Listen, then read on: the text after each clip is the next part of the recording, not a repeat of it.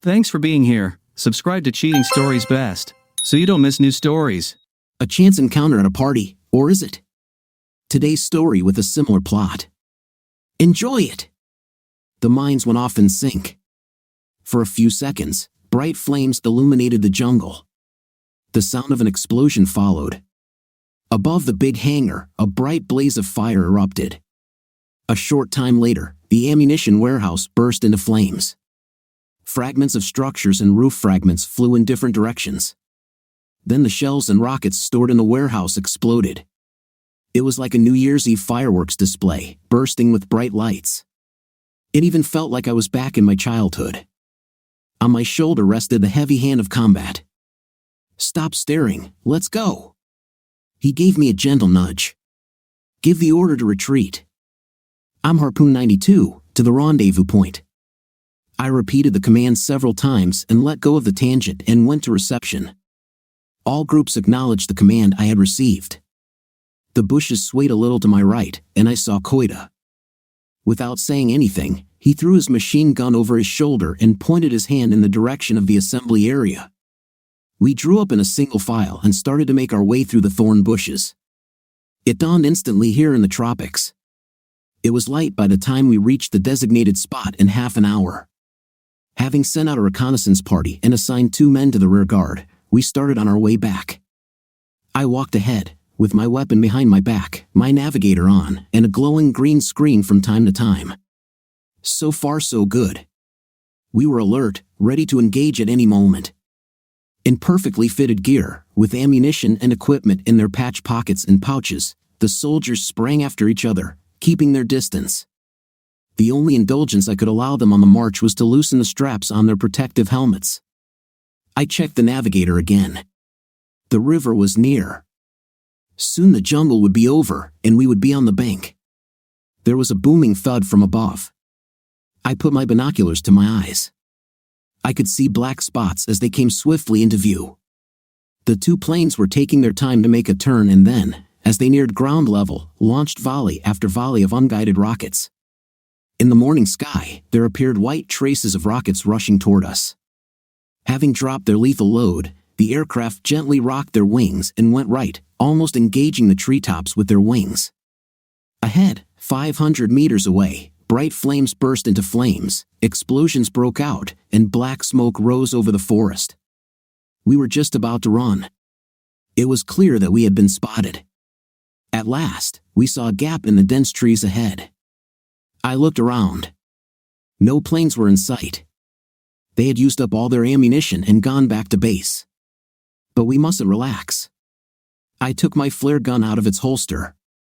The flare, a green star, burst upward from the narrow river valley overgrown with thorny scrub. We took up a circular defense, listening intensely to the silence. In about 20 minutes, the sound of screws was heard from the north. It was getting closer, and soon 2 low-flying machines appeared over the forest. It was obvious that the pilots had given full power to the turbines, going into a steep turn to throw off the enemy's supposed anti-aircraft gunners. It was as if they were connected by an invisible thread and synchronously repeated each other's maneuvers. As they approached their targets, the pilots pressed their helicopters ever closer to the ground, almost touching the treetops that were whizzing by from below. "Attention, stand by." I gave the command and raised my hand. "I'm Ambassador 22. We're landing." I could hear it through my headphones. The steel dragonflies hovered over the beach and began to descend slowly onto the rocky shore. As I watched the landing process, I suddenly could clearly see through the dust a group of armed men walking down the high bank of the river. They were about 300 yards away. 10 o'clock enemy," I commanded curtly. To my right, with an intricate swear word, Koida fired a long burst from the RPK. The pursuers quickly scattered among the rock debris and returned fire. The lead wasps snapped at the lightly armored hulls of the helicopters, and 2 or 3 of them hissed inside, luckily not hitting anything. Combat muttered and turned to me. "Come on, load up. I'll get in the second helicopter." I lay my face on the burnt African grass and watched the bullets create dust fountains all around, as fragments of stones and scraps of turf scattered. It didn't take long to load, and in a few minutes, everyone was in position. As I pulled myself together, I picked up the moment when the enemy weakened their fire and wanted to jump quickly inside the helicopter. And then they got me. It was like being hit on the back with a red-hot rod. My legs buckled, and I realized that I was not going to make it to my helicopter. But Koita, running behind me, picked me up by my belt and threw me into the chopper in one fell swoop. He jumped in last, continuing to fire his machine gun. The enemy, now and then, changed his position, persistently firing at the helicopters. But we managed to hold them to the ground with heavy fire. I saw several camouflaged figures dashing around. I felt no pain, but I could hear the blood running down my back. I pushed my hand into the back of the pilot. "Let's go before they shoot us down." The turbines whistled a little louder, and the helicopter sped upward, leaving the riverbed, under the protection of the high bank. The second helicopter followed, and a second one dropped on its tail. The helicopters raced over the river, blasting the brown waters with their propellers. I pulled my flight helmet over my head and tapped into the flight line. "The valley is too narrow, and they might get us if there's an ambush ahead," rumbled through my head. And then, as if reading my mind, a stinger hit us from the right bank. It was so fast that the pilots of the second helicopter had not even noticed when it launched. The rocket hit right on the port side. Instantly the contact fuse went off, and the steel dragonfly turned into a shapeless ball of fire, scattering debris, hit the water, scattering a myriad of fiery spray, tearing human bodies to shreds. I looked at Koita. He nodded. Combat was no longer with us. I groaned mentally, staring at the rapidly rising column of thick smoke behind me, and fell into blackness. I was badly wounded. It was a very dangerous wound, and I had lost a lot of blood, and when I was taken to the hospital, I was in critical condition. I grew up without my mother. She left me and my father when I was barely a year old. I found out a long time later that she had run off with a lover. Apparently, there was no place in her happy future for me. My family tried not to mention my mother. Only once my grandmother said that my mother had gone to get a happy life and was now living somewhere abroad. I did not specify anything, and my grandmother never returned to this conversation. My father never married, devoting all his time to work. Did he love me?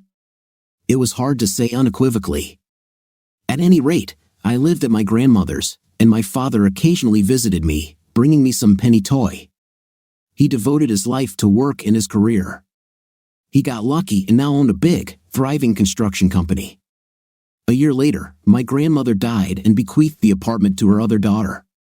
By that time, I had gone to military school, and the question of housing did not interest me. After graduation, my military service began. Being on my first leave, I met Vera. We immediately connected. I returned to the service with a young wife. A year later, my daughter Sasha was born. Our little family went through a lot of trials and safely made it to our 20th anniversary. During all these years, Vera not only has not lost her attractiveness, but on the contrary, she has become even more beautiful. When you love someone, everything seems better than it really is. The only thing that overshadowed our life was business trips.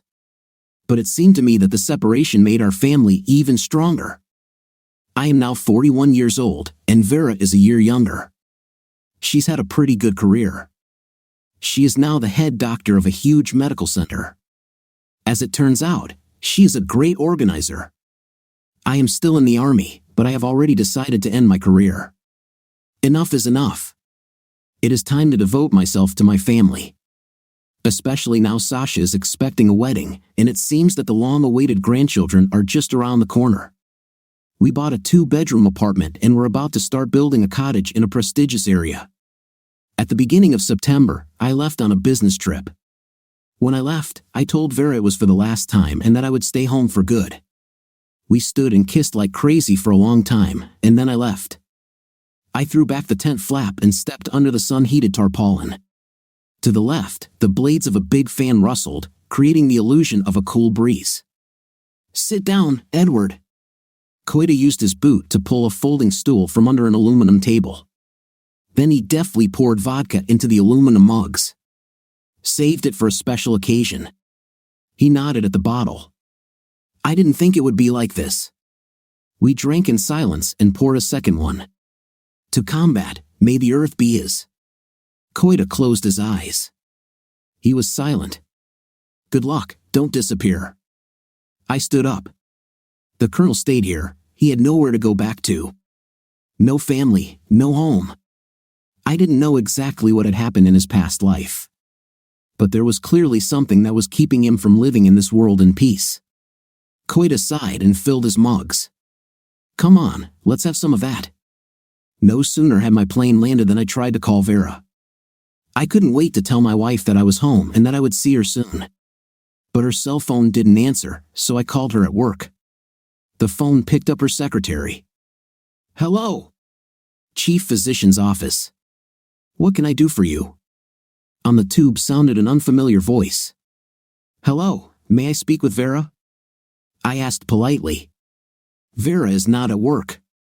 Who is calling and what can I say to her? The secretary was no less polite than me. It is her husband.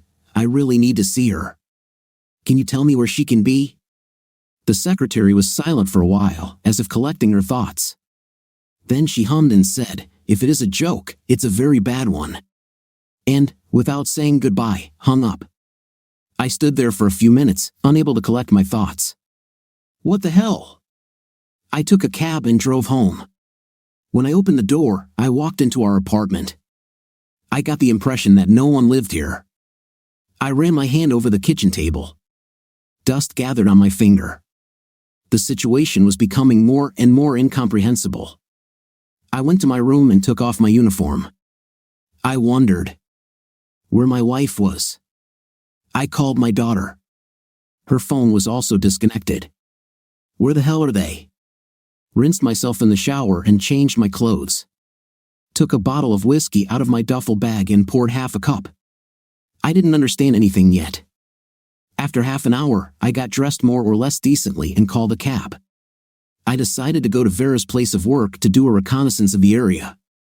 Mingling with the crowd of patients, I slipped past security and made my way to the front desk. He who has ears, let him hear. Two young women were loudly discussing the upcoming New Year's Eve party. It was to be held today in the restaurant at the Plaza Hotel. I listened. The girls were rambling on and on until they announced the time of the party, 6 p.m. For some reason, I really wanted to attend this event. I was not surprised to see a sign on the door announcing that the restaurant was closed for the event. I have been here several times before with both my wife and friends. The restaurant has separate dining rooms, and I assumed the party was taking place in one of them. The big man blocking the doorway looked at me suspiciously. Do you have an invitation? Oh, shit. And who are you? I rummaged in my pocket and handed her my passport. I am Elena, her personal assistant. The stranger answered, scrutinizing the document. Check the marriage stamp. I prompted her. She checked, looked at the guest list on her phone, and gave me a confused look. Vera is here. She hesitated for a moment, with her husband and daughter. I stood there as if stunned. In my head rang 1,000 bells. With her husband? I muttered. And me, then who? The woman shrugged her shoulders. Another guard loomed up behind her. I'll let you through, but I hope you will not do anything stupid. The woman turned to the guards. Let him through. As she passed, I heard Elena say softly to the guard, keep an eye on him. From behind the closed double doors at the far end of the foyer came the sounds of music. I dropped my jacket in the check room and went into the hall. The restaurant's large banquet hall was decorated in New Year's Eve style. In the middle of it, there was a large Christmas tree, decorated with toys and illuminated garlands, the top of which reached the ceiling. Tables were moved and set to one side of the room, leaving space for couples to dance in front of a low stage where a live band played, providing the music. Apparently, there was a break, and people were hanging out on the dance floor. My eyes worked in alert mode, as if scanning the dimly lit hall. Vera was nowhere to be found. Suddenly, I saw Vera's deputy staff member. I knew him, he had been to our company several times. I approached him and politely took him under my elbow. Hello, Vadim. "Do you know where Vera is?" I asked, overhearing the music. He threw me a shocked look. "Don't worry, she's fine," he said, but as he spoke, there was something in his gaze that flickered across the hall, making me nervous. Then he gestured toward the far end of the hall. I went down that way, making my way carefully between the dancers. From the corner of my eye, I saw that Vadim continued to stare at me dazedly. Vera, dressed in a short burgundy dress, stood surrounded by men. Next to her, wearing a chic tuxedo, stood an imposing man. He held her by the elbow with one hand and discreetly stroked her backside with the other. Our daughter Sasha was standing next to her. They were discussing something merrily and laughing from time to time. I came almost close and asked loudly, "Vera, what's going on here?" She flinched as if struck and slowly turned to me. "Edward?" "How did?" she said, and, without saying anything, she fainted in the arms of the man standing behind her. I turned my gaze to my daughter and shuddered. She reeked of icy cold. "Help me! Vera is not well. She needs to be moved to the restroom." Vera's companion picked her up in his arms and carried her toward the door. I did not understand anything. "Wait! That's my wife. Get your hands off her." I took a step toward the man holding Vera. He shuddered, hearing the anger in my voice. Elena, who was standing nearby, looked at me frightened.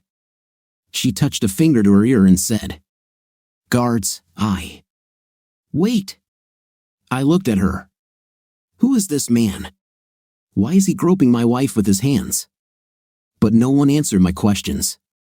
Everyone, including my daughter, stood there and looked at me in silence. Why is he still here? Where are the guards? The man was already shouting. I froze in place. I wanted to go over to Vera, to help, to tell her that I loved her, that I hadn't stopped thinking about her for a second, but I couldn't make my legs obey. But the other half of my brain was thinking at the same time about who was around my wife now, how far their relationship had come. I turned to my daughter. "Sasha, will you please explain?" Sasha looked at me, with ill-concealed contempt and anger. "You have ruined everything." She turned away. She didn't even say, "Daddy." I was picked up by the guards who came to the door. I saw Vera, who had fallen unconscious, being carried out of the hall. The picture in my eyes began to blur. It was clear that I could get nothing now. I could knock out half of those present, including the guards, and I would probably end up behind bars. Then I certainly wouldn't know what had happened. I threw up my hands and left without looking back. The whole situation was strange and clearly out of control. "My jacket," I said sharply to the woman behind the checkroom counter. While I waited for her to bring it in, the door opened behind me. I turned around, still hoping for something. But there stood the freak who had been with Vera, with a contemptuous smirk on his face. "You lost, warrior. Both she and her daughter know that I am the better choice for them." I roared and took a step toward him, clenching my fists. But I was stopped by the large hand of the guard standing between us. "I'm sorry, but I have my orders." "You must leave," he said. "And you," he jabbed at Vera's companion, who stepped aside and stood in the open doorway, "will you please go back into the hall?" I took my jacket, walked through the front door, and dove into the dank chill of the December night. The security guard watched me closely as I hailed a cab. I still had hope that the door behind me would open, and my wife and daughter would hurry after me. A yellow cab pulled up to the curb. I climbed into the back seat and gave the address. I had to get my things. I didn't want to stay in that apartment. I asked the driver to wait, quickly went up to the apartment, and gathered my stuff. I stared at our wedding photo, which was covered with a thin layer of dust. Then I sighed and slammed the door, leaving my past life behind. Now I have to look for shelter. I would probably have to rent something for a while. I got on the phone again. There was plenty of housing. I searched through the ads and found a suitable option. For a relatively small amount of money, a small studio apartment was for rent in the old part of town. I dialed the number. The small 2-story house, made of red brick with a red-painted roof, resembled a fairy tale gnome. The 5-story buildings blocked the sunlight, and during the day the gnome was always in shadow. Apparently, this is why the price was relatively low. There were only 4 apartments in the house. A small front garden had been laid out in front of the front door, but now only the stalks of last year's weeds were sticking out of the snow. The landlady met me on the porch. We said hello, and the old woman invited me up to the 2nd floor. It was my grandfather's apartment. We had wanted to sell it for a long time, but he flatly refused to move. He said only after his death. She said, heavily climbing the steps we took his things out, only the furniture is left. It's old, but you need something to eat and sleep on. The landlady met me on the porch. We exchanged greetings, and the old woman invited me up to the 2nd floor. It was my grandfather's apartment. We had wanted to sell it for a long time, but he flatly refused to move. He said only after his death. She said, heavily climbing the steps we took his things out, only the furniture is left. It's old, but you need something to eat and sleep on. The landlady opened the door and turned on the light. I went into a wood-finished hallway. The door to the only room was open. The room was a long, wide rectangle. A thick burgundy carpet covered the parquet floor. Dark oak panels rose from the floor to halfway up the wall, where antique, barely faded wallpaper rushed toward the high 4-meter ceiling. There was an old sofa in the room, with a broken leg that had been replaced by several books. Opposite the sofa was an iron bed, topped on both sides with nickel-plated balls, like cannonballs. There had once been paintings on all the walls, even in the kitchen. Now there were nails hammered into the wall and rectangles of unfaded wallpaper in their place. Grandpa played a little. The landlady caught my gaze and said. I stepped closer and ran my fingers over the strings. There was a rattling sound of a distressed instrument. I was satisfied. The hostess took the money and disappeared. I wanted to eat, so despite fatigue, I had to go get some food and drink. I closed the door, went down the street, and headed to the supermarket, which was not far away, on the same street. After walking around the sales floor, I loaded the cart with groceries, paid, and rolled it to the counter. I took out a bag, reached for the cart, intending to move the groceries, and came face to face with a homeless person. I wanted to chase them away, but for some reason, I felt sorry for them and even gave them some bills. To my surprise, I saw that it was a woman. I took the bag and hurried to my temporary shelter. I forgot about the homeless woman instantly. I got home just as the snow began to fall in earnest. Finally, I sat down on the old, worn leather couch and closed my eyes. Thoughts assaulted my brain. What had happened? Why was my daughter talking to me like that? And my wife? Her fainting when she saw me. It looked like I wasn't expected and had been written off from all accounts. My card was bursting with money. At least there was no problem here. But the rest was a mess. I decided not to be so hot and not to worry myself unnecessarily. Everything would be solved sooner or later. But in one thing I was sure, as it was, will never be. I must have dozed off because I woke up to a strange sound coming from the front door. I cautiously looked out of the room. Someone was trying to open the front door. But the key sticking out of the keyhole at my side was interfering. Someone fiddled with the lock and realizing that the lock would not open, fell silent. I stood up and listened. It was quiet behind the door. You can't hide from problems, you have to solve them. I went to the door, turned the key, and jerked the knob sharply toward me. It was half dark on the landing. The dimly lit, fly-covered light bulb could not fully illuminate the stairwell. Someone on the right stirred. I turned my head. The homeless woman I had seen outside the supermarket was staring at me frightened. It looked like this woman was as hard to get rid of as a cockroach. Where did she come from, watching me? We stared at each other in silence until the door downstairs slammed. She ran in here. You stay downstairs, and I'll go upstairs and take a look. A voice came from downstairs, and someone shining a flashlight started up the stairs. Police. That was all I needed now. I grabbed the homeless woman by the dirty collar and pushed her into the apartment. Carefully, so as not to make any noise, I closed the door and turned the key. I turned to the woman and put my finger to my lips. A voice sounded behind the door. There's nobody here, and the attic is locked. All right, let's go. She's not going anywhere. Sooner or later, she'll get caught. Heavy footsteps rumbled up the stairs. The door slammed. I looked cautiously out the window. A police car with its blue blinker on was pulling away from the house. "You can stay here while the cops are here," I said. "Then get out of here." "Thank you," she said quietly. "Look, I don't want to offend you, but you're as dirty as a sack of potatoes, and you stink. There's a bathroom over there. Go and wash up." When I said that, I felt sick. Good Samaritan. Maybe she's sick or lousy. The only thing I need right now to be happy is a louse. Throw her out and be done with it. What about the police? All right, she'll wash up and get out. But there was something else that kept me from throwing her out. Maybe the feeling that I myself was homeless, like her, only with pockets full of money. Without saying a word, the woman went into the bathroom. After a few moments, I heard the shower running. I went into the room and pulled a towel out of my duffel bag. Then I opened the bathroom door, expecting the shower curtain to be closed.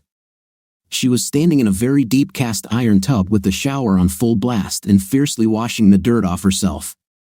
She stood with her back to me and hummed. I was amazed. It was like a work of art.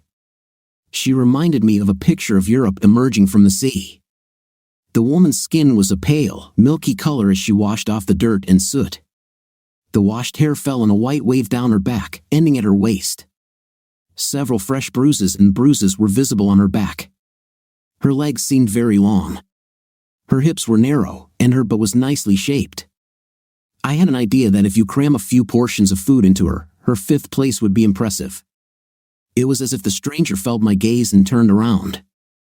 I saw her breasts. They were not very big, but very appetizing. The woman blushed and stared at me point blank. She stood there, making no attempt to cover herself. "May I continue? Did you see everything you wanted to see?" She asked me a little angrily.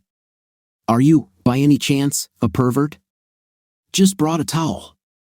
I muttered and felt that I was beginning to get angry, too. "Fuck you," I hissed. "No one asked you to come here. You're free to leave at any minute."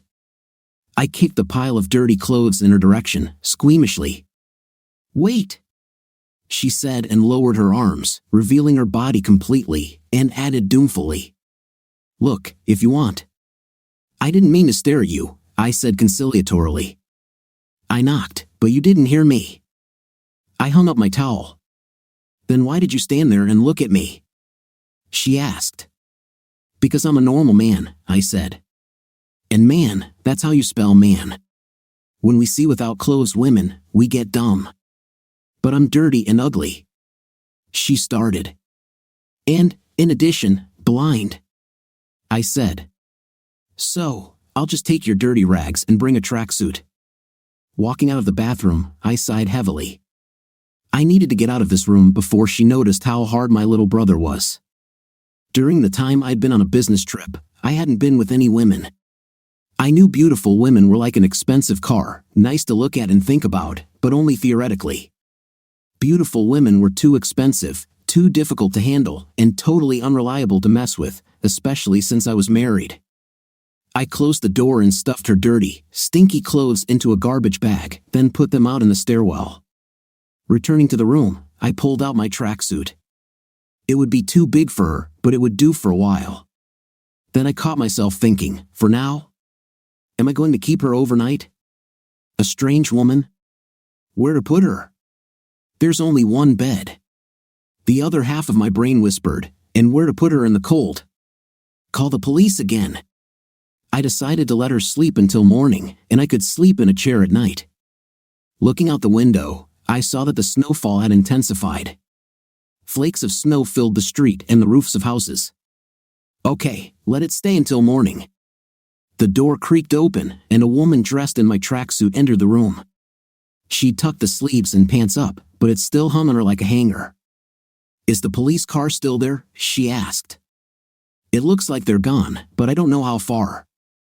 "Maybe they just turned off their blinkers and lay low," I replied, trying to put some fear into her.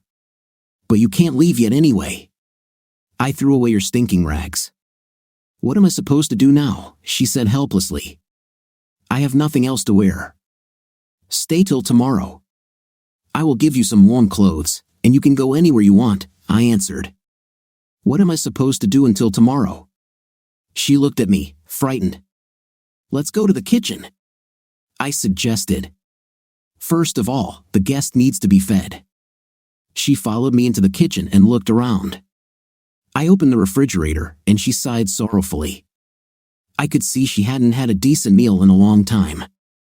I took out some sausage and canned meat, then carefully placed a tray of eggs on the table. In a minute, there were scrambled eggs on the griddle, and an open can of stew was warming. I coarsely sliced bread with my tactical knife and put the food on a large plate. Then I took a package of birch juice from the fridge and poured it into a big glass. Bon appetit, I said, putting a fork in front of her. Excuse me, but do you not have a knife? She asked guiltily. I silently put a table knife next to her plate. She pounced on the food as if she hadn't eaten in a long time. Well, I will not interfere, I said, returning to the room. I felt like smoking, so I went out to the stairwell. I found myself waiting for Vera to call. She knows my cell phone number. I pulled out the phone. Damn it! It was out of charge. A thought flashed through my mind. Maybe she had already called. I needed to charge my phone right away. When I returned to the room, the woman was sitting on the floor with her legs tucked under her. I looked at her in surprise. Why don't you sit down on the couch? I didn't know how you'd feel about me sitting on your furniture, she said. I shrugged, pulled the blanket and pillow off the bed, and threw it on the couch. Go lie down. Thank you, she smiled. I decided to let her sleep until she woke up on her own. I looked at my cell phone. Almost charged. I turned the phone on. Several missed calls and text messages from an unfamiliar number. I opened the first one. An hour after I left the corporate retreat. Edward! We need to talk. Edward, where are you? Answer me. There's been a terrible mistake. We need to talk. Edward! Don't be silent. We have to meet and talk. Edward! I'm going crazy. And so on in the same vein. This must be Vera's new number. I looked at my watch. 3:30 in the morning. I went out to the kitchen and dialed the number. They answered right away. Edward?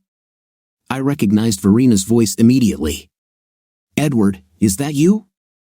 Hello, Vera. Spasms gripped my throat. I'm very glad to hear you. Edward! There's been a terrible mistake. I was told that you died 6 months ago. I saw the documents. You burned up in a downed helicopter, and your body was never found. That's what they told me at the military enlistment office. That's why there was no funeral. They told you at the enlistment office? I was shocked. Yes, and they showed me a telegram from your unit. Vera cried into the phone. I got sick and went to the hospital. It's so bad that you got married so quickly. My heart ached. Edward, I was sick. Dennis helped me through the grief, he supported me. She was already sobbing. We have to meet. I'll explain everything. Where are you now? I asked with a secret hope. I live in the country, in Dennis's cottage. Sasha lives with us. Come to our apartment tomorrow. I didn't change the locks. Vera sobbed. I'll be there in the morning. I love you. I wanted to ask her about her daughter, but my heart was already hurting unbearably. All right. I'll call you tomorrow. I hung up. So this smug name is Dennis. All right, I'll wait until morning. I went back to the room. The woman was awake and sitting with her feet up. I looked at her. I knew that she wanted to ask me something. I also knew she would have a hard time doing it. You can stay until morning. I'll give you some warm clothes, and then you can go. I already told her that. Is there no possibility of staying here? Only for the night. Quietly she asked. I was silent for a long time. There is such a possibility. I said slowly. But I'm afraid you will hate me for it. Do you want me to sleep on the floor or in the kitchen? Are you afraid that I will disturb you? A glimmer of hope flashed in her eyes. I'm used to it, as long as I have a roof over my head. I want you to sleep with me. My mouth was dry. In my bed. I'll pay you. What? She put her hand over her mouth. I'm sorry. I already regretted that I said that, but I can't stop thinking about you. It's impossible. She moved cautiously to the edge of the couch. I'm homeless. But I'm not a society girl. Oh, I'm sorry. I must have overreacted. It's just that I haven't had a woman in a long time. There was a pause. I was a little angry about her rejection. The usual male lust was at work in me. I'll do it, she said suddenly. If you let me stay for a few days, you can spend the night with me. But you can't kick me out if it's not what you expect. I'm not a prostitute. Except when I've been raped. I haven't done it in a long time, she said dolefully. She looked me straight in the eye, and I felt like the biggest, most heartless scumbag in the world. 2 long lines of tears ran down her face, and every word sounded as if it had been carved from her very soul. Don't, stay on the couch, or move to the bed if you want, I said. I really wanted a woman. That woman. After the twists and turns of fate for the day, I just wanted to forget myself. The cure was either vodka or intim. I wanted someone to feel sorry for me, to say a kind word. Even if it was completely false and corrupt. There was no motherly warmth and affection in my life. Yes, it seems that I did not turn out to be an idiot. In the short time that I had her, my perception of life has changed. The intruder had become a person to me, and no matter how I felt about women, I was glad to have her around. Now there was no way I would send her back out on the street. I stood at the window and watched the falling snow. Okay, it was long past my bedtime. I turned around and froze in place. She was standing without clothes and looking at me. I picked her up in my arms and gently placed her on the bed. My name is Natasha, she whispered, before giving herself up. When we finished, and I leaned back, she looked at me. Tell me, if I were ugly, would you want me? There were tears in her eyes, but there was no anger in her voice. She seemed completely resigned to her fate.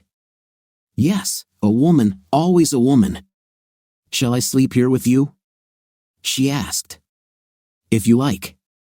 Good night, Natasha turned her face toward the wall.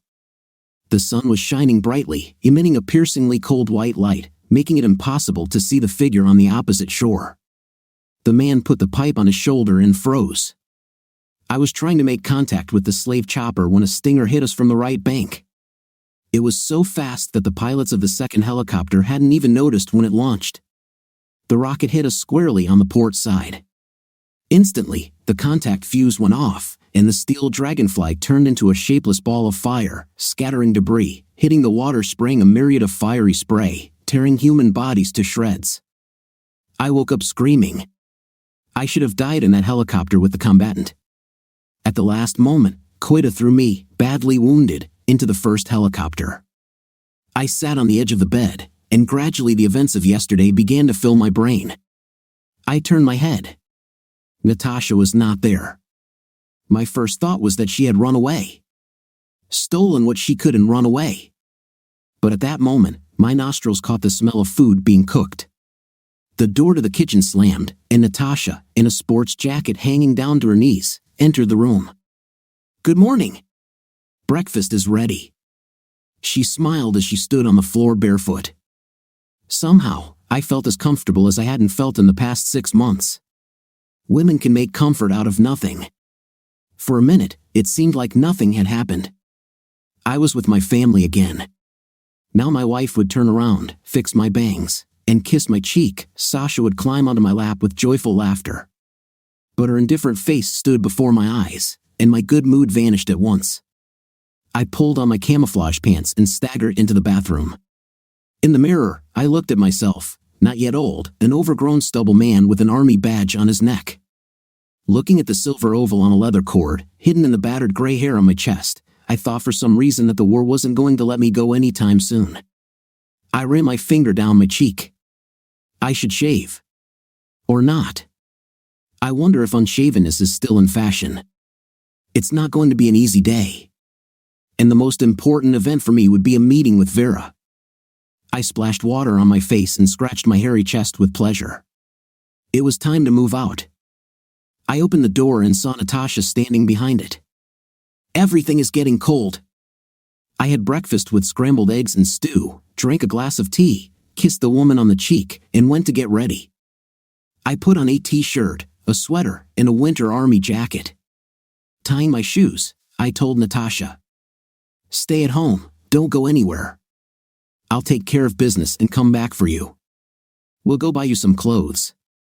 A question came to my mind, a question that had been on my mind since last night. "Where did you get the key to this apartment?" Natasha blushed instantly and looked away. "I used to live here with my grandfather."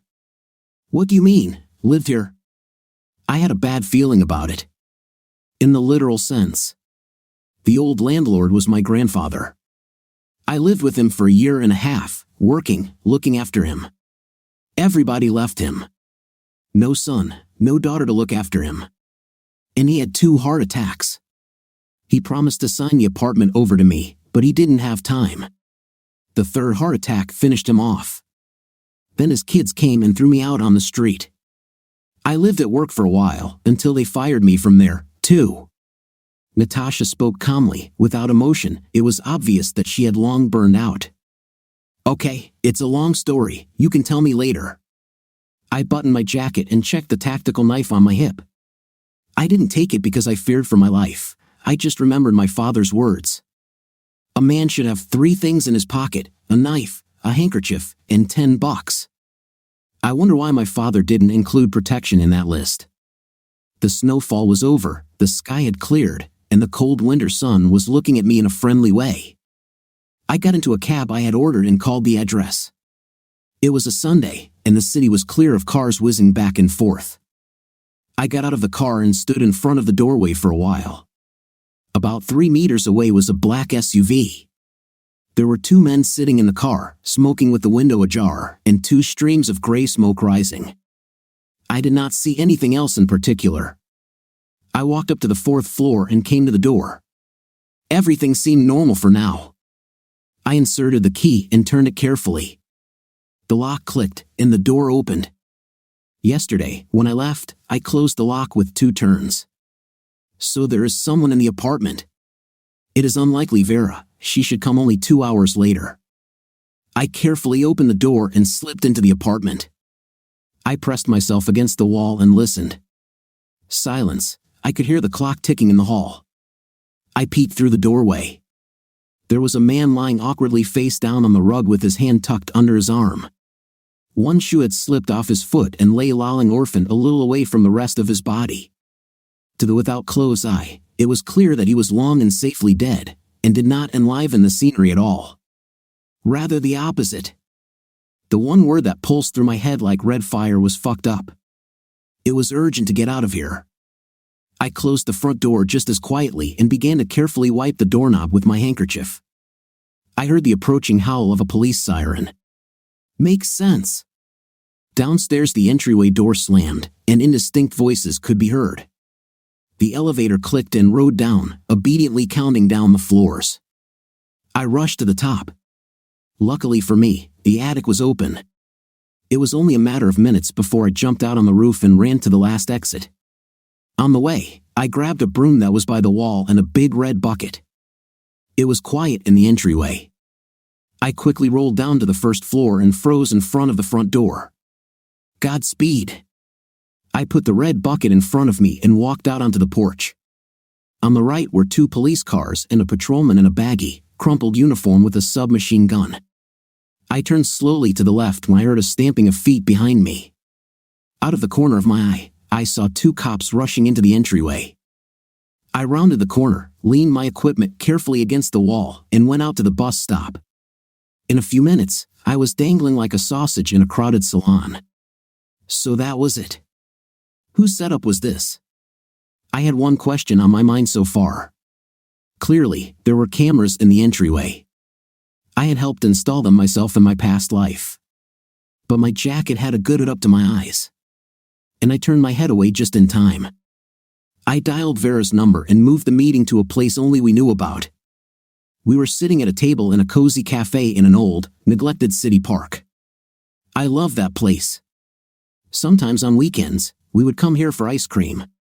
My wife would sit across from me and speak softly, trying not to meet my eyes. In her third year of medical school, Vera fell in love, as they say, head over heels.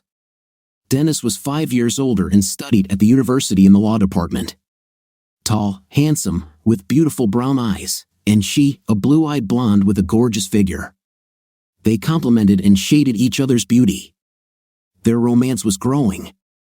The lovers wanted to get married, but decided to finish university first. Dennis rented a one-room apartment in the city, and they began to live together. Vera did not notice anyone else. There was only one man for her, Dennis. Their parents were aware of this relationship and asked only one thing: to delay their child. To finish her studies and have a son or daughter in a legal marriage. Her final exams were over, and an internship was waiting for Vera in the fall. Dennis was going to leave for an internship in August. So they decided to schedule the wedding for July. On the eve of the wedding, Vera was in a state of euphoria of love, counting the days before the most important event in the life of any woman. The wedding dress was already being sewn, the restaurant was booked, and tickets to the honeymoon were booked. That night they made love, and when Vera woke up in the morning, she did not find Dennis beside her. She threw a robe over her bare body and walked barefoot into the kitchen. Strangely, he wasn't there either. Maybe he's in the bathroom? Not either. She went back into the kitchen again. An uneasy feeling crept into her heart. Where is he? Maybe he ran to the store? And suddenly Vera saw a white square of paper lying on the table, pressed with an empty coffee cup. She picked up the note and sat down on the stool. "I'm sorry, but I've fallen in love with someone else. Don't look for me. That's life. It happens." The letters began to sprawl, and Vera thought her heart had stopped. She wanted to scream, but she didn't have enough air. The girl stood up and tried to go to the window, but suddenly the floor shook, and she lost consciousness. Vera came to her senses for a long time, even wanted to commit suicide. But she was young and soon met Edward. He even looked a little like Dennis. She dove headlong into her new love, and 3 months later they were married. 2 weeks after the wedding, Dennis showed up in town. He told her that he had made a mistake, that he loved only Vera. He suggested she leave her husband and go away with him. Vera was smart enough at the time not to give in to his exhortations. She did not leave her husband, but could not resist her former lover. They slept together. Then Dennis left. And a month later Vera found out that she was pregnant. There was no limit to Edward's joy. A daughter was born, Sasha. The husband adored his beloved girls. Edward was a military man, and the family wandered with him through garrisons. But they loved each other, all three of them. Finally, fate threw them into their native city. My husband went on fewer business trips, but those that were there lasted a long time. Edward started earning more money. Vera also went her way from an ordinary therapist in a district clinic to the head doctor of a medical center. Edward was only surprised at the rapid career of his wife. Nothing changed, they seemed to love each other even more firmly. Then Dennis found Vera. He matured into an imposing man. He transferred from the capital to the position of chairman of the regional court. His personal life did not work out, and he again began to seduce his former mistress. And Vera gave in. No, she did not fall out of love with Edward, after all, so many years together, but she could not resist the onslaught of her ex. They began to meet. Vera was torn between two men, not daring to give preference to someone. And then something happened that Vera had not expected. Dennis found out about Sasha and demanded a genetic test. A DNA test showed that he was her biological father. That solved everything. Vera was about to leave Edward. But he left on another long business trip. And a month later Vera learned that he had died. There was no body, as after the explosion of the helicopter, there was nothing left. Fate decided everything for her. Dennis brought her a paper from the military registration and enlistment office that her husband had died a hero's death. Vera was sad, and a week later she agreed to marry Dennis, having previously dissolved her marriage with Edward. They told Sasha that her mother's former husband was not her father, and she wiped away her tears and snot and rushed into Dennis's arms with a joyful squeal. Happy Dennis showered his beloved girls with gifts. He bought Sasha a car so she would not remember her not father who had raised and loved her for almost 20 years. Money solved everything. Everything was great, everyone was happy until the lively and disgusting first husband showed up. Vera stroked my arm and looked at me with inflamed eyes. Edward, it was a mistake. I really believed that you were dead. I even lit a candle for your repose. I had no idea it wasn't true. People from the Army registration office came to me and offered their condolences. Dennis handled the whole thing. He even made a request to your unit. They confirmed everything. Everything was clear. Dennis had cut off all the tails. Power and money had done their job. Love had nothing to do with it.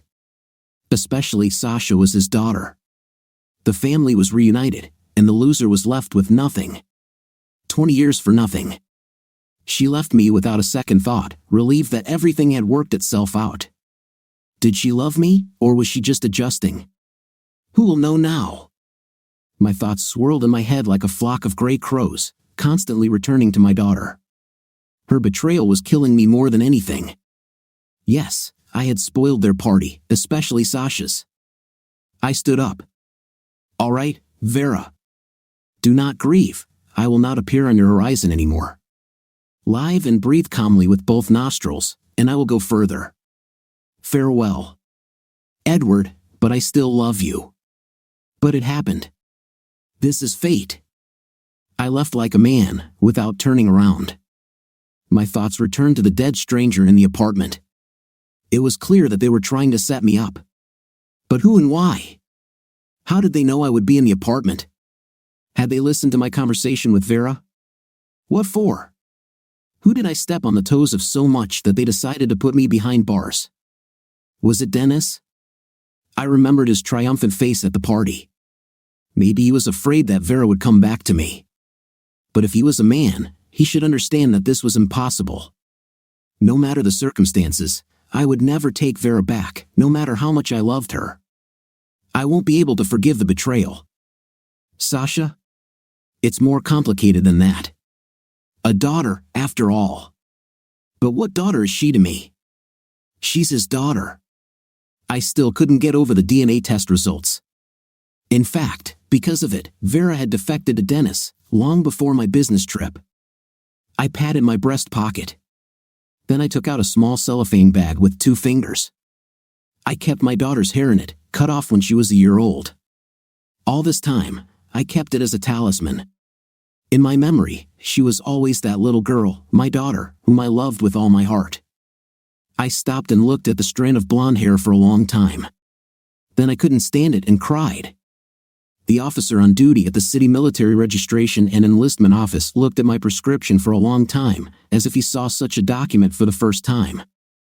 Then he gave it back to me and directed me to room 16. I knocked on the shabby door and entered the room without waiting for an answer. Behind the desk sat a major with a flabby face and a shabby greasy tunic. Wait in the corridor, this person didn't even bother to look at me. I don't have much time, I just need to get registered. I walked over to the table and placed the prescription on the edge of it. The major looked up at me with his pig eyes and suddenly shouted in a falsetto voice. What don't you understand? I told you to wait.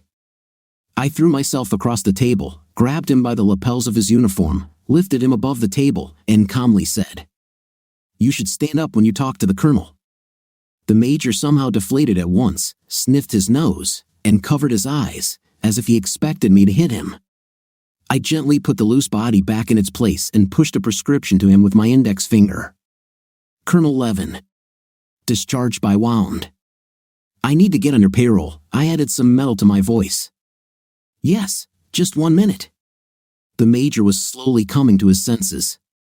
Do you have your ID card with you? I handed him a green card. The major looked at the prescription, then at the photo in the ID card. Did you say Levin? He looked at me apprehensively. Yes, Colonel Levin. Is there something confusing you? Please, have a seat for a moment. I'll be right back. The major briskly jumped up from his chair and rushed out the door. My cell phone beeped. I looked at the screen. Another unfamiliar number. Hello? Edward Levin? A melodious woman's voice sounded. I am calling from the lawyer Podrodetsky's office. My name is Svetlana. Are you comfortable speaking? We've been looking for you for 3 months in connection with your father's will, Levin Ivan. A will? Did something happen to my father? I interrupted the gibbering maiden. There was a pause. You did not know? She said blameworthily. Your father died 3 months ago. We have found all the persons involved except you. The reading of the will is scheduled for tomorrow. Your presence is indispensable. I was shocked. My father died 3 months ago, and I had no idea. We were very far apart. My father never recovered from my mother's betrayal and elopement. It was as if his resentment toward his runaway wife had been transferred to me, their son. Over time, he began to avoid me. The last time we met was at his wedding. He married a young woman almost half his age. Then I went to military school and finally lost contact with him. Where will the reading of the will take place? I pulled myself together. Tomorrow at 11 a.m. in Mr. Podrodetsky's law office. But Mr. Isaac Podorecki asks you to come early. Bring your ID card or passport. Have a good day. The girl disconnected. I sat there for a while, pondering over what had happened. The will? My father's death. There was a knock at the door, and a panting major came in. Comrade Colonel, the commissar wants you to come in to see him. Come on, I'll show you where his office is. We went up to the second floor and ended up in the reception area. When the receptionist saw us, she slowly rose and looked at me with surprised eyes. The major knocked politely and opened the door, letting me through. At the end of the long office, at a large desk, sat a gray-haired colonel. When I entered, he stood up and came out to meet me. Very glad to see you, Edward. He held out his hand to greet me and added, Lena, bring us a cafe. Then he turned to the major. You are dismissed. The major shuffled his foot, trying to reproduce the brave kick of his heels, turned over his left shoulder, and disappeared. Sit down. The colonel nodded at 2 armchairs by a massive coffee table covered with a white tablecloth. Noiselessly, the secretary came in and quickly arranged a plate with sliced sausages on the white tablecloth, put an open can of chicken pâté beside it, and placed a small sliced loaf of bread. She also put an open bottle of vodka in a misted bottle and 2 glasses. Literate girl, I remarked to myself. The military commander poured vodka. Welcome back, Colonel. He raised the glass, and we cheeked. We drank and had a quick snack. I'm glad you're here. There was a stir around you, you know. They say you died a hero's death. One guy, in particular, tried. He even put in a request for you. We sent it too, as soon as the funeral letter arrived. His answer was earlier. He said it was true. You're dead. I even went to your wife for condolences. But last week, we got an answer to our inquiry that you were alive and not quite well. You've been sent back to civilian life. It's a merry-go-round. You tell your wife what's going on. If you need to apologize officially, I'll come over. The colonel poured a second one. I shrugged. It's okay, don't worry. Everything was already explained to her. The commissar caught something in my voice and looked at me understandingly. Well, to the fallen. The commissar raised his glass. We drank without shouting. We sat and had a quiet time. We poured a third. The colonel got up and went to the table. He came back, clutching something in his palm. Here, I specially sent a man to the capital. He handed me a box. I slowly opened it. A ray of sunlight ran down my hand and reflected on the red enameled order, sunk in the blue velvet. The conversation with the commissar confirmed Vera's words. Dennis wanted to bury me so badly that he even sent a request to my unit. I see, Judge, there are such possibilities. All the more at stake own daughter and former mistress. Before I reached home, I visited another godforsaken place and placed an urgent order, paying triple the speed charge. There was one question that kept bugging me, and I wanted to resolve it as quickly as possible. I opened the door and the aroma of freshly cooked food reached me. Natasha appeared from the kitchen. You're just in time. Dinner is already ready. In her eyes shone with joy and pride at having cooked food on time. The complete illusion of family. I sighed, undressed, and went to wash my hands. We took a cab through several boutiques. Natasha was terribly shy, but her feminine side won out. I bought her winter boots, a warm jacket, a woolen suit, a down scarf, and even a cocktail dress. I never understood why. I even bought a bathrobe and slippers. That's not counting the special lady stuff, the purpose of which was a mystery to me. Natasha's cheeks even turned red with excitement. Then there was the beauty parlor, where I almost fell asleep waiting for my lady. To top it all off, we stopped at a restaurant, and Natasha showed off her new dress to the world. The audience looked at the strange couple with amazement. An unshaven man in camouflage and a young glamorous lady. At first, they didn't even want to let me in. But a good tip melted the icy heart of the maitre d'. I watched my companion out of the corner of my eye. For a bum, she had too good manners. She ate beautifully, using the cutlery expertly. When the lobster was served, she unmistakably chose the right tongs to cut it. Apparently, this woman had lived a very different life in her day. I sat, tasting the tart wine, and imperceptibly surveyed the hall. The hall was gradually filled with people, and the noise level increased, fueled by alcohol. At last, the shaggy-haired band played something slow. People woke up and went to the dance floor. Let me ask you to dance. A floppy man loomed up at our table. Natasha looked at me, and I read it in her eyes. The girl does not dance. I smiled politely. No one's asking you, uncle. The boy reached his hand out to Natasha. My husband explained everything to you. Natasha didn't even dignify the flunky with a glance. All right, I'll be back.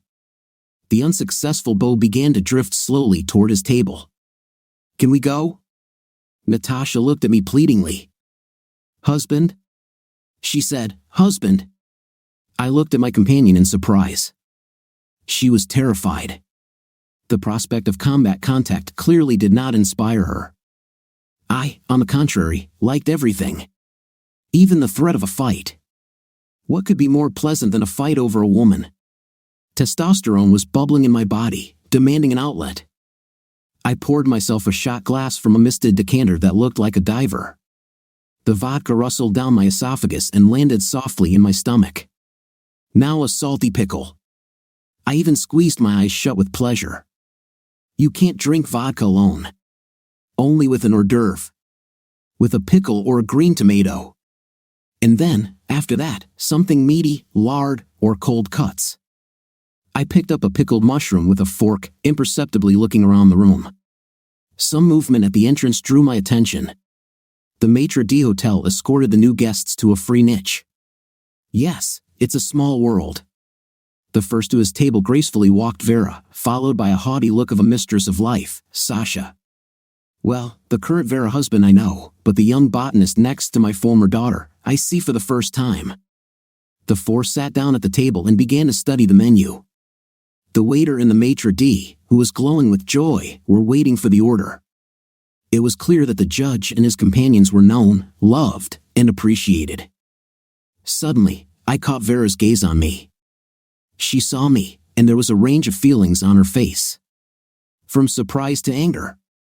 It was clear that my young companion caused her to be jealous in the first place. Worse to see his ex in the company of a charming and, most importantly, a young companion. Vera tilted her head and said something to Sasha. In a moment, both of them were staring at me.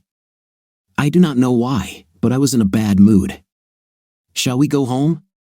I smiled at Natasha. Let's get some coffee. It was obvious that she didn't want to leave. I called the waitress. "Bring us some coffee and count us out, please." The musicians played a slow song again. Out of the corner of my eye, I saw out of the table where Vera was resting with the new family noticeably swaying headed twirly swiveled man. He grinned and came up to Sasha and said something, leaning toward her ear. She answered, and her answer clearly did not please the drunken gentleman. He grabbed her arm roughly and pulled her onto the dance floor. The nerd sitting with her started to object, but the gentleman paid no attention to him, continuing to drag Sasha to dance. Dennis, who was sitting across from her, got up from his seat and began to look for the administrator, who, lo and behold, had vanished into thin air. It was clear that the new father himself would not interfere in the brewing conflict. I did not feel comfortable. After all, she had been my daughter for 20 years. I intercepted a pleading look from Vera. "Sit down, I'll be right there." I finished eating pickled mushrooms, wiped my lips with a napkin, and headed to the hotbed of flaring conflict.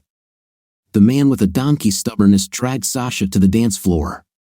She helplessly looked around at the nerd, lowered his head, and said something nervously on his cell phone to Dennis. Sasha broke free and tried to take a step back. Then the cheeky man grabbed her tighter, forcing her to stop. She tried to release her elbow, but he held it tight. "Stop! You can't get away from me, you'll have to dance." He kept her on the dance floor, dragging her back toward him. Now was the time to interfere. "Young man. Shame on you. Now let the girl go." Sasha's face appeared hopeful on the face of a major unspeakable surprise. I moved directly at them, on the move correcting slanted glasses. "You see? The girl does not want to dance." I tried to get closer.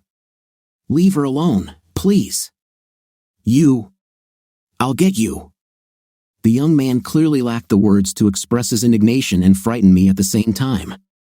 He let go of Sasha's hand and with his head down threw himself on me like a bull at a rodeo. Well, that was easy. I took a step to the left while turning my body at the same time. The young jerk's body rushed past me like a torpedo. At the last moment, he must have realized that he was flying past me, but he could not stop. A nimble footstep and the hooligan collapsed with all his might, with a characteristic clatter of his head hitting the marble-tiled floor. After a couple of meters of inertia, the man's head struck the Christmas tree, which stood in the middle of the hall, and fell silent. "The flight," said someone from the audience. Sasha looked at me stunned. I turned to Vera and shrugged. Then returned to his table, poured vodka, and drank in a gulp. "Get out, we need to go." I looked at Natasha. She nodded. A waitress hopped up. I quickly paid the bill, and me and Natasha headed out into the foyer. I was about to go outside to the cab that was waiting for us when I heard a familiar voice behind me. "Edward!" I turned around. Tears were glistening in Vera's eyes. "Thank you." She wanted to say something else, but I silently walked out the door. When I woke up, Natasha was gone. There was a towel-covered plate of sandwiches on the kitchen table, and the kettle was still hot on the stove. I looked in the bathroom, but my friend wasn't there either. It looked like Natasha had left. I pulled out my wallet. The money and credit cards were there, so were the documents. The cell phone beeped, receiving a text message.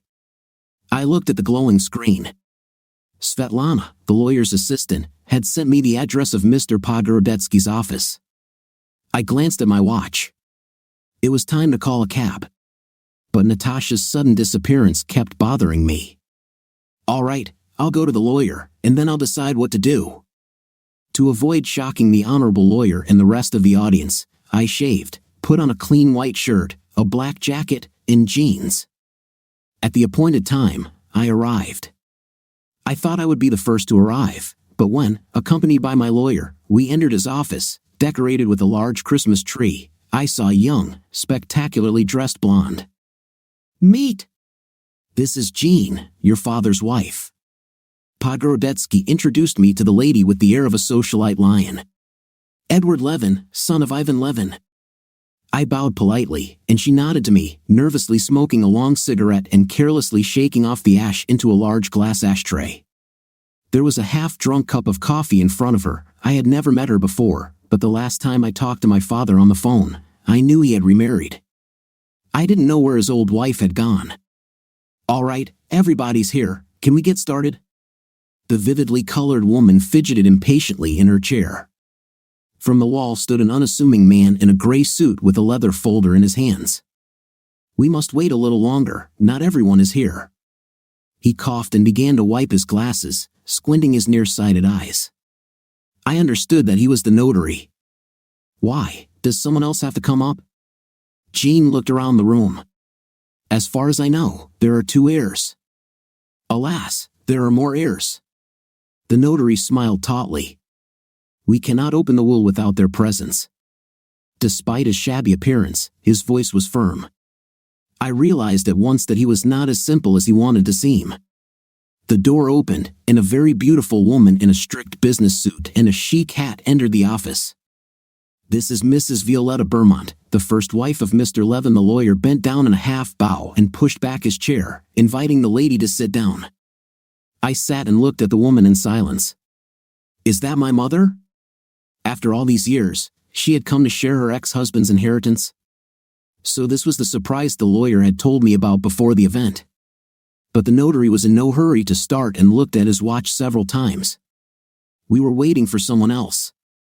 Thoughts raced through my head at breakneck speed.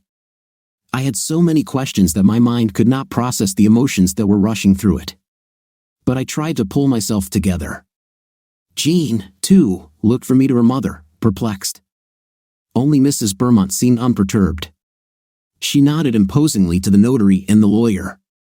"What are we waiting for, gentlemen? Get on with it," she pronounced without paying the slightest attention to me. "Wait a minute, not everybody is here yet." Podgorodetsky stared tensely at the front door. It creaked, and Natasha came in. She sat down in a helpful chair, staring at me in disbelief. Then quickly averted her eyes, as if she had erected an insurmountable barrier between us. Honestly, I was stunned myself. Too many surprises today. The lawyer sighed in relief. "Well, everyone is here, we can begin." He nodded to the notary. He sat down in his chair and opened the file. "Gentlemen heirs, the will was made by the deceased Ivan Levin a month before his death. There are no more documents concerning the inheritance." He read the preamble and went to the essence of the will. "I leave all movable and immovable property belonging to me to my last wife, Jean Lavina." You could hear Jean squeak with happiness. "I leave the sum of $5,000 in my bank account to my first wife, Violetta Beaumont, and my daughter, Natalia Zagorskaya, in equal shares, that is $2,500 each." At these words, Natasha shuddered. "I am disinheriting my son, Edward Levin." Then came the enumeration of the officials in whose presence the will had been made. There was a pause. Everyone was stunned, looking at me and Natasha. It was as if I had fallen down a deep well. "Natasha is my sister?" I looked up. Natasha was looking at me the exact same way. My mother got up from her chair without so much as a glance at me. The others got up as well. Jean did not hide her joy, glancing triumphantly at me and Natasha. "One moment, gentlemen." The lawyer took the floor again. "There are some more nuances." He looked at the file lying on the table and nodded to the notary. "The fact is that 6 months ago, Mr. Levin gave his property, including the construction company, to Mrs. Natasha Zagorskaya. If Jeanna would object and try to challenge this decision in court, he asked to betray it to her." The lawyer handed Jeanna an envelope with pictures in it. Jeanna snatched it from the lawyer's hands and began to examine the contents. You could see by her face that she was in shock. One photo fell out of her hands and onto the floor. I managed to see that it showed a half without clothes Jean in the arms of a swarthy macho man. I caught Natasha's cold and somewhat lifelessly detached gaze. She, without saying a word, quickly left the lawyer's office, so fast that I didn't even have time to approach her and congratulate her on the unexpected wealth that had fallen into her lap. I thought she was waiting for me at the entrance to the building, but she wasn't there either. That's strange. What made her disappear so quickly without a word to me? Maybe I thought too much of myself. After one night? My mother also disappeared without a word to me. Well, I did not expect anything special, so my father's decision did not drive me into despair. I have my arms and legs, my health too, for now. I used to live without a lot of money, and I will live now. Life is a strange thing. It changes people before my eyes. Yesterday I had a woman with me, to whom, let it be said, I was attached with all my heart. And now, by the will of fate, becoming a rich promising lady, she coldly abandoned me, throwing me away like a used pad. Even Jean was a little sympathetic to me. She touched my elbow. Come on, let's drink, celebrate, so to speak. She smirked bitterly. I said no. I walked down the park alley, kicking the December snow, not yet frozen. The wind hit my face, smearing snow dust on my cheeks. It made contact with my burning cheeks and turned into water droplets that looked so much like tears. Apparently, along with the wind, I was sad about something I could never get back. My cell phone rang. I read the text message. My order was ready, and I could pick it up at any time. I stared at the yellow envelope of thick paper for a long time, and then carefully cut the edge off. Well, in principle, as I thought. At that moment, the phone vibrated in my pocket. Vera. Something often began to get in my way.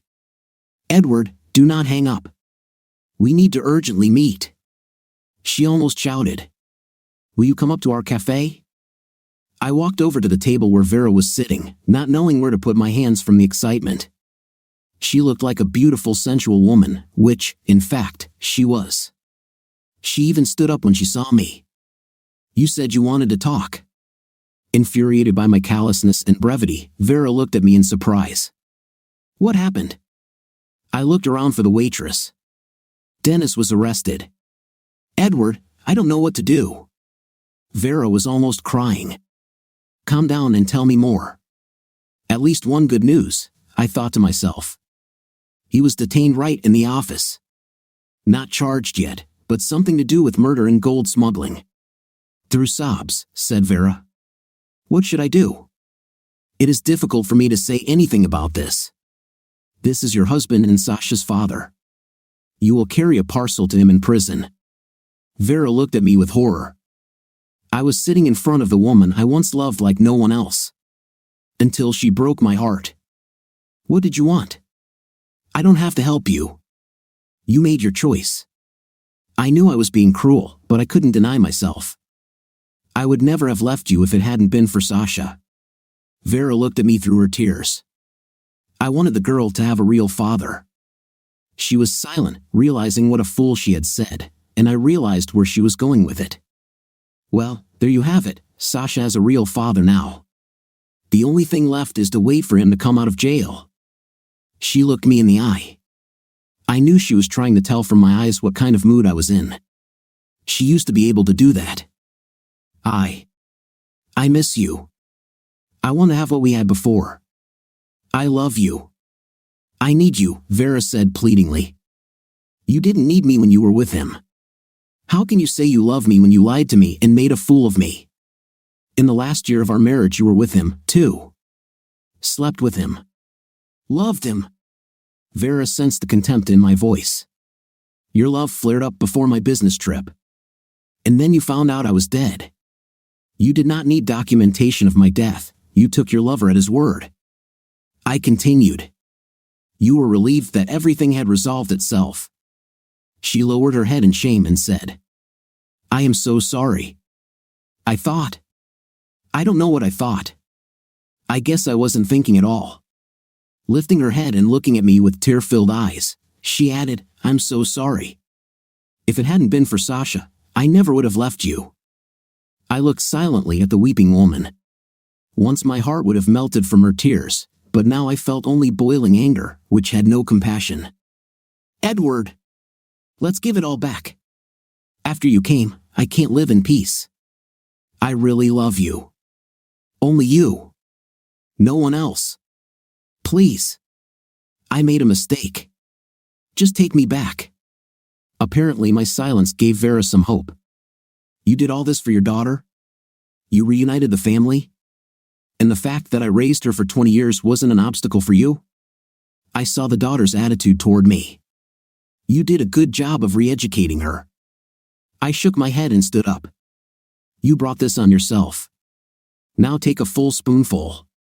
I spoke calmly, almost impassively. As for Sasha, read this.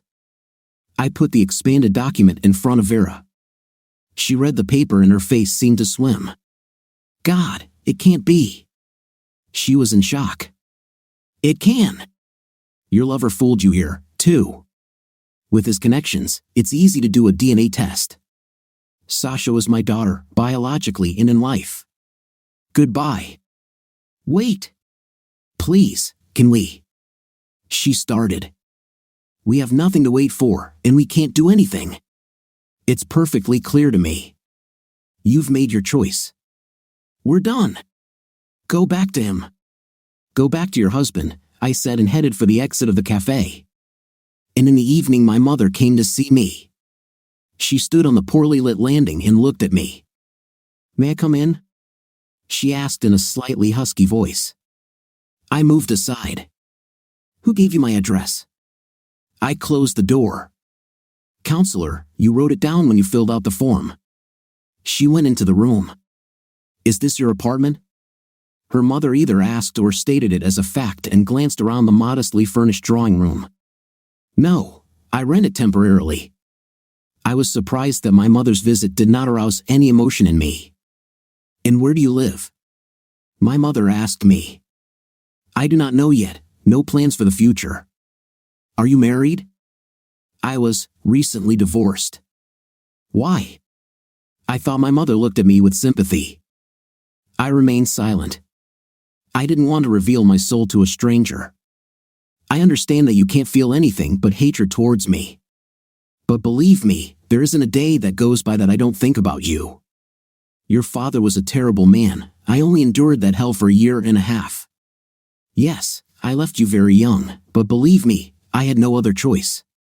My mother pressed her handkerchief to her eyes, wiping or pretending to wipe away her tears. There was a pause.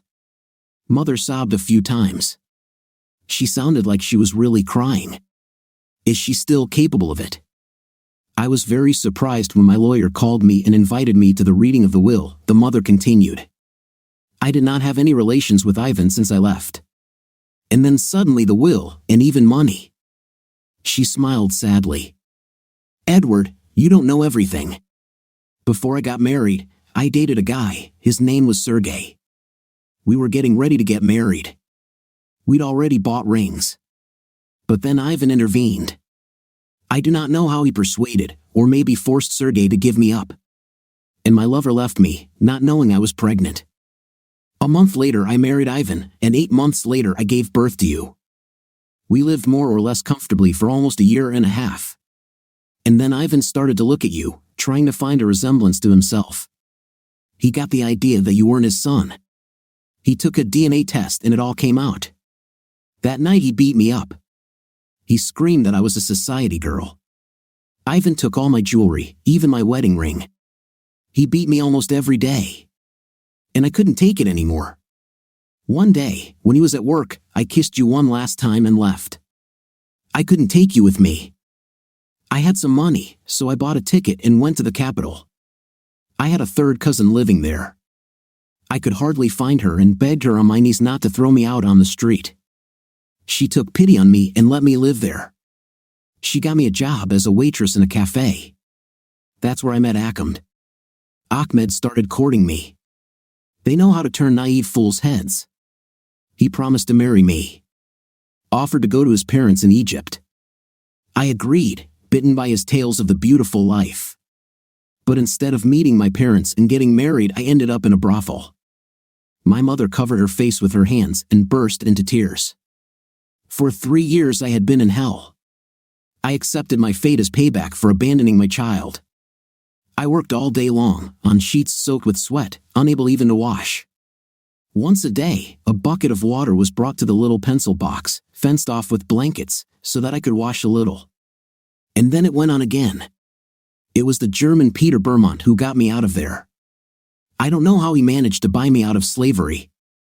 He took me to Germany. He offered to take me back home. But I flatly refused. I was afraid I'd ruin your life. A few years later, I married Peter. But we had no children. The years I spent in a brothel and the several abortions I had. After almost 10 years, I came to our town. I saw you. But I was afraid of hurting you, so I watched you from the sidelines. I met with your grandmother in secret, gave her money and begged her not to tell anyone that I was here. And then your grandmother died, you went away, and I lost you. Today, when I saw you, my heart started pounding so hard. I thought everyone could hear it beating. I know you could never forgive me, but I had to tell you all this. Where's your husband now? I poured a glass of water and handed it to my mother. He died a year ago. I live alone now. He left me some money and I have enough. His grown-up children are good to me, they even come to visit. I went to the window. Everything became clear to me. Ivan was not my father, that's why he treated me so coldly. And, in the end, deprived me of my inheritance. Yes, what a twist. A real Santa Barbara. So Natasha wasn't my sister either. Mother stood up. She took a bag from her purse and put it on the coffee table. Here is the money. Please take it. I looked at her silently, trying to look into her eyes. Is this compensation for the lack of motherly love? I smirked. She flinched as if she'd been hit, then shrank back somehow, and lowered her head and went into the hallway. I didn't go to see her off. On the threshold, she turned around. Tears were streaming from her eyes. Forgive me, son.